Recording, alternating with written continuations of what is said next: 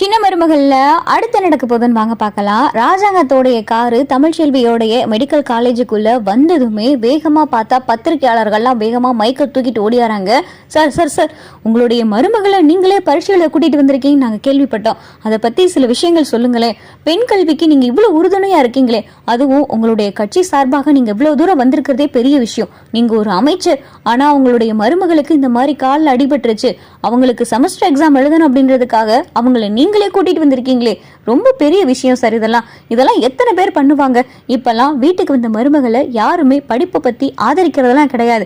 ஆனா நீங்க இவ்வளவு தூரம் பண்றீங்களே சார், பெரிய விஷயம் இதெல்லாம் அப்படின்னு சொல்லிட்டு மைக்க நீட்டி பார்த்தா ராஜாங்கத்துக்கிட்ட கேள்வி மேல கேள்வி கேட்கவும் ராஜாங்கம் பார்த்தா சிரிச்சுக்கிட்டே இருக்காரு. அப்பதான் தமிழ்ச்செல்வி கிட்ட கேட்டுக்கிட்டு இருக்காங்க, என்ன மேடம் உங்களுக்கு என்ன ஆச்சு அப்படின்னு சொல்லிட்டு மைக்க நீட்டி கேட்கவும், ஒன்றும் இல்லை, பாத்ரூம்ல வலிக்கு விழுந்துட்டேன், அதனால கொஞ்சம் டாக்டர் 2 வாரத்துக்கு நடக்கக்கூடாதுன்னு சொல்லியிருக்காங்க, மற்றபடி ஒன்றும் இல்லை அப்படின்னு சொல்லி தமிழ்ச்செல்வி சொல்லவும், சரிங்க மேடம் நீங்க சொல்லுங்க, உங்களுடைய மாமனார் உங்களுடைய கல்விக்கு எந்த அளவுக்கு உதவியா இருக்காருன்னு நீங்க சொல்லுங்க அப்படின்னு சொல்லி இங்க மைக்க நீட்டி பத்திரிகையாளர்கள்லாம் கேள்வி கேட்கவும் தமிழ்ச்செல்வியை பார்த்தா சேதுவே ராஜாங்கத்தையும் பார்த்துக்கிட்டு இருக்காங்க.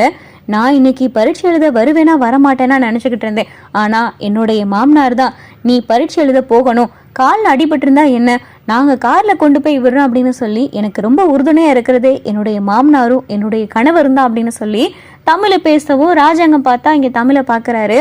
சரிங்க, எனக்கு பரீட்சைக்கு நேரமாச்சு, நான் கிளம்புறேன் அப்படின்னு சொல்லிட்டு தமிழை பார்த்தா கிளம்பவும், ரொம்ப நன்றி சார், ரொம்ப நன்றி மேடம் அப்படின்னு சொல்லி பத்திரிகையில இருந்து வந்தவங்களை பார்த்தா கேள்வி கேட்டு முடிச்சதும் அவங்க கிளம்பிடுறாங்க.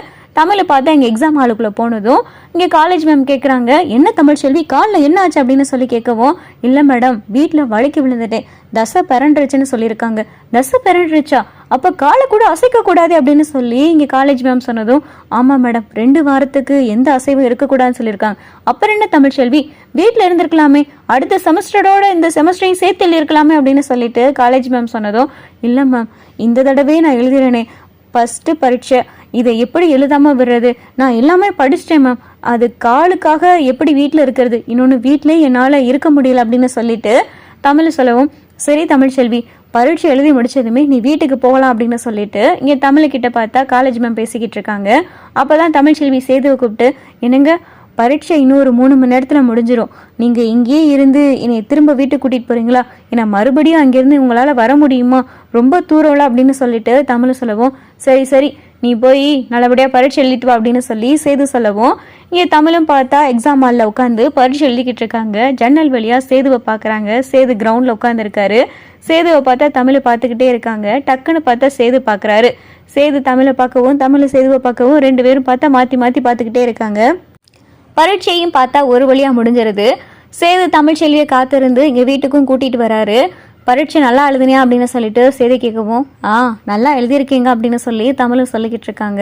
இனிமேல் வர பரீட்சை எல்லாத்துக்குமே நானே உன்னை கூட்டிகிட்டு போகிறேன் அப்படின்னு சொல்லி சேது சொல்லவும், என்னமோ அப்போ சொன்னீங்க நான் என்ன கூட்டிகிட்டு போகணுமா தலையெழுத்தா அப்படின்னு சொல்லி சேது கிட்ட தமிழ் கேட்கவும், ஆமாடி எல்லாம் என் நேரம், உனக்கு நேரம் ரொம்ப நல்லாவே இருக்குதான், அது எப்படி கட்சி தலைவருடைய சம்சாரம் இங்கே வீட்டுக்கு வந்து இந்த மாதிரி பெண் கல்வி குறித்து பேசி அந்த நேரம் பார்த்து உனக்கு கால் இந்த மாதிரி நடக்க முடியாமல் இருந்து உன்னைய நான் பரீட்சைக்கு கூட்டிகிட்டு போகணும், எல்லாம் விதி, எனக்கு நேரம் சரியில்லை உனக்கு நேரம் சரியாத்தான் இருக்கு அப்படின்னு சொல்லிட்டு சேது சொல்லவும் தமிழ் பார்த்தா சிரிச்சுக்கிட்டு இருக்கவங்க, என்னடி நக்கலா அப்படின்னு சொல்லிட்டு சேது கேட்டுக்கிட்டு இருக்காரு.